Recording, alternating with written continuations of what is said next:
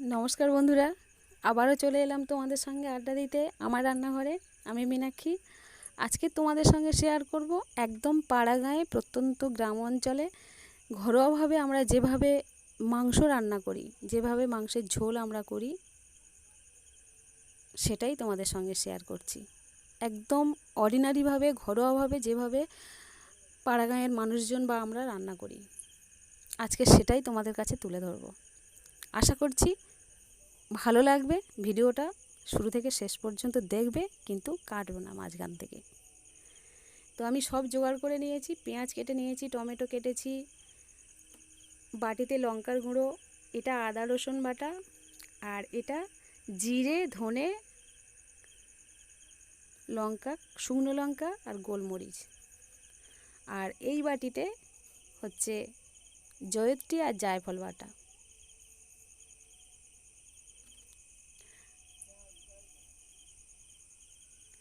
আলু কাটা আছে আর মুরগির মাংস।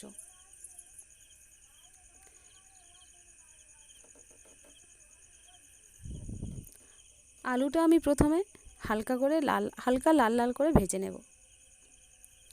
তো বন্ধুরা, একটা কথা বলি, থানকুনি পাতা আগের বারের যে রেসিপিটা দেয়া ছিল কেউ তাহলে পছন্দ করো না, জানতে পারলাম।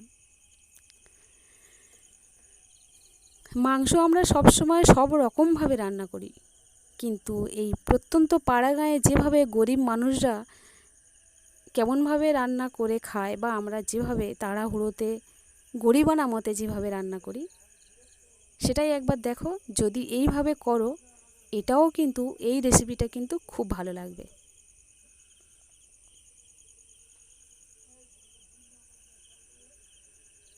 আলুটা আমি এইভাবে ভেজে তুলে নিলাম।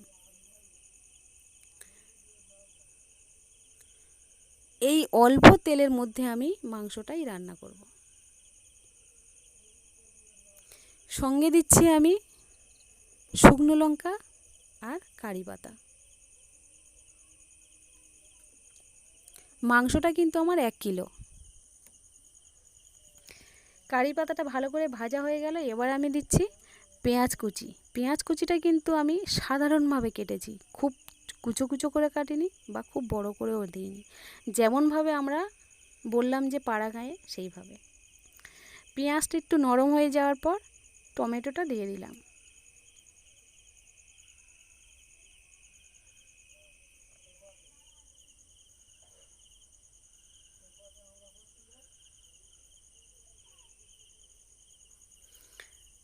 এবার দিয়ে দিচ্ছি নুন স্বাদ মতন, একেবারের মতন দিয়ে দিচ্ছি।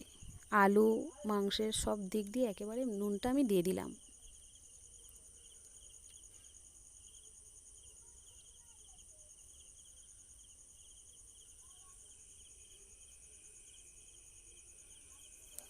এবারে দিচ্ছি আদা রসুন বাটা।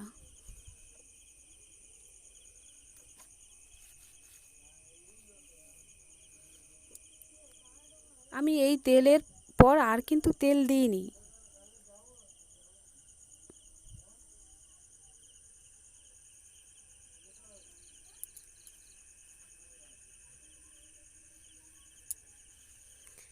এবার দিলাম শুকনো লঙ্কা, জিরে, ধনে আর গোলমরিচ একসঙ্গে বাটা।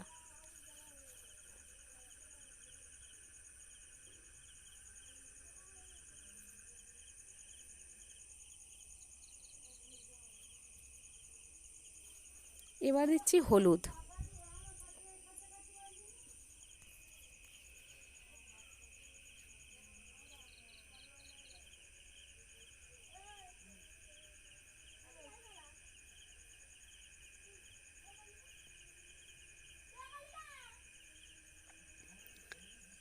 এবার স্বাদ মতো, একটু ঝাল মতো, আমরা ঝাল বেশি খাই তাই গুঁড়ো লঙ্কার ঝাল দিলাম।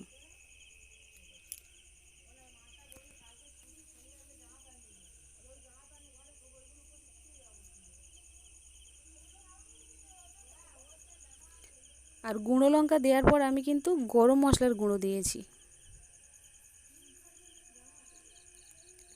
এবার খানিকটা বাটনা বাটার জল দিচ্ছি। জল দিয়ে এই কষা মশলাটা একটু সিদ্ধ হবে এবং তেল ছাড়বে।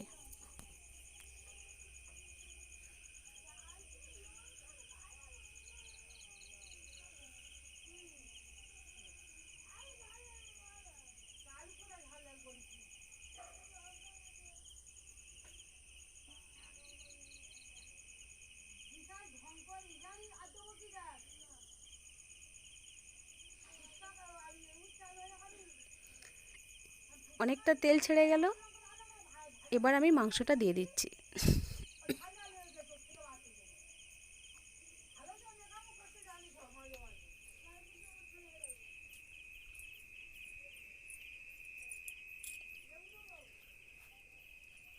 মাংসতে আমি কিচ্ছু মেশাইনি, একদম সাদাসিধেভাবে মাংসটাই ছিল, আর সেই মাংসটাই আমি এই কষা মশলার মধ্যে দিয়ে দিলাম।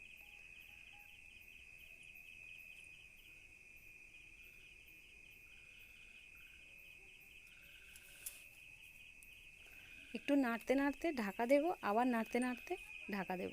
এইভাবে খানিকক্ষণ নাড়তে হবে আর ঢাকা দিতে হবে।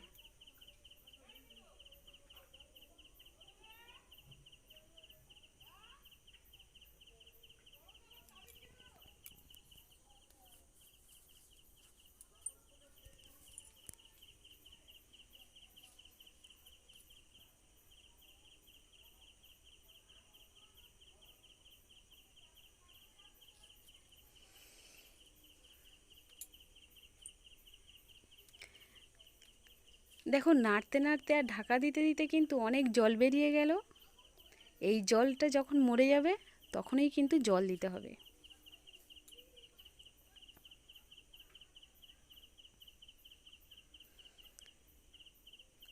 আর এই জলটা মরার সঙ্গে সঙ্গে কিন্তু মাংসটাও সিদ্ধ হয়ে যাবে।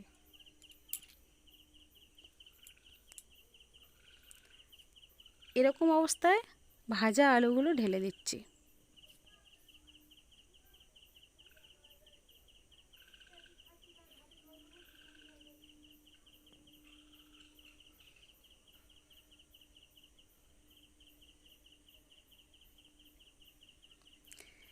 এবার যেটা বাটা ছিল জয়িত্রী আর জায়ফল, অল্প একটু সেটাই দিয়ে দিলাম।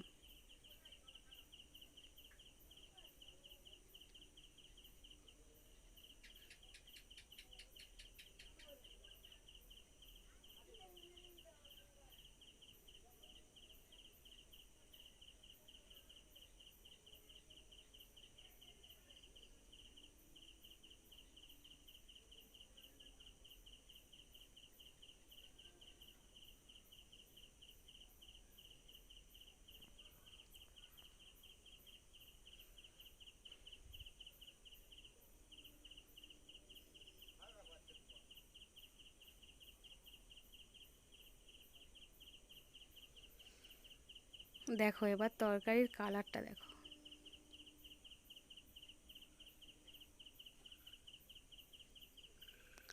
যেমন কালারটা হয়েছে তেমন গন্ধটাও হয়েছে।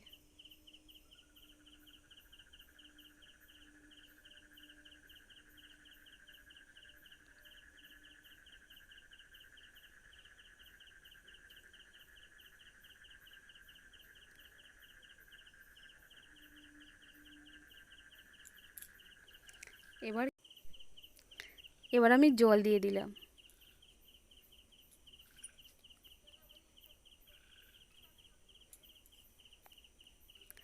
দুর্দান্ত হয়েছে।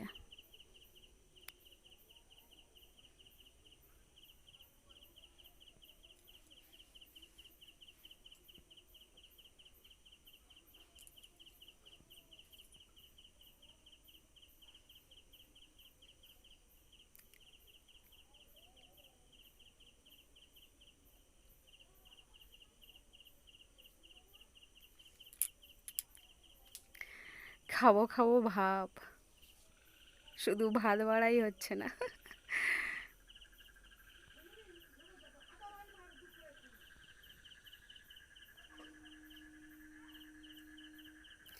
যাই হোক, ঘরোয়াভাবে গ্রামাঞ্চলে যেভাবে আমরা মাংস রান্না করে থাকি, সেই মাংসের তরকারি কিন্তু রেডি।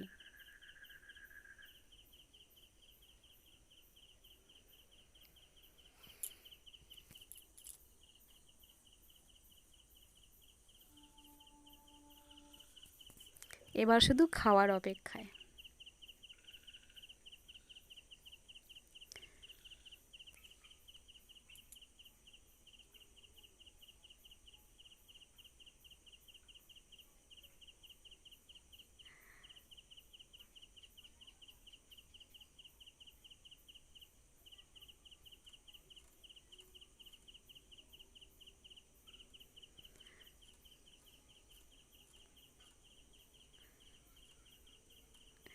লেবু আর লঙ্কাটা সামনে রাখো না।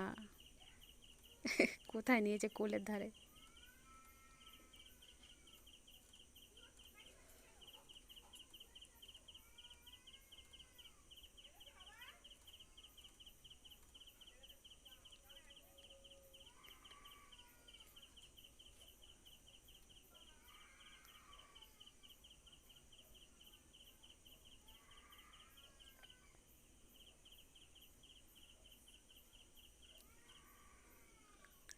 কেমন হয়েছে তো বলো।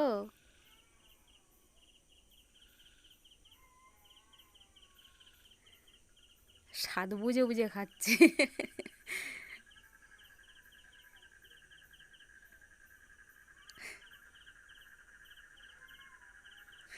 মুখে কোনো কথা হবে না, শুধু ছবি হবে।